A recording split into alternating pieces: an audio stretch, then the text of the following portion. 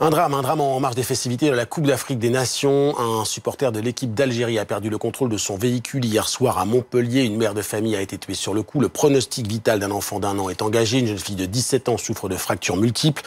Yann Bastière, merci d'être avec nous en direct. Vous êtes le délégué unité SGP Police dans l'Hérault. Que sait-on précisément des faits qui se sont donc déroulés hier soir dans le quartier de la Mosson ? Bien, vous avez résumé les premiers éléments de l'enquête. Nous sommes effectivement face à un drame de la route. Une des causes principales pour l'instant à ce niveau de l'enquête, c'est la vitesse. Le dépistage à l'imprégnation alcoolique était négatif.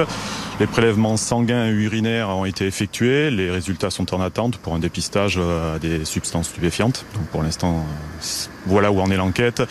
L'auteur des faits, un jeune homme de 21 ans, est en garde à vue, est en train d'être auditionné par le groupe d'appui judiciaire de la Sûreté départementale de l'Hérault. Une importance est donc donnée à ces faits graves qui touchent tout un quartier de Montpellier. Alors, est-ce qu'au-delà de ce drame, il y avait des tensions particulières dans le quartier ou dans la ville hier ? Ah non, rien de particulier.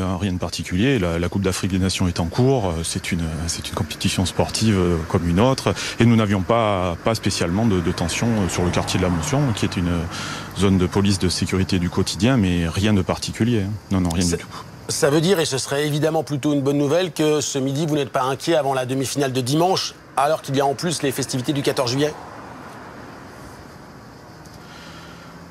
Inquiet, si, les événements de Paris peuvent maintenant créer une inquiétude et même sur tout un tas de quartiers en France, et d'autant plus sur Montpellier avec le drame qui s'est produit hier soir.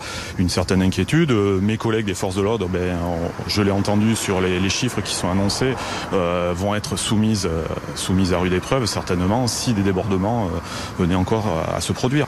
Retrouvez toute notre actualité sur videopolice.com, la chaîne YouTube d'Unité SGP Police.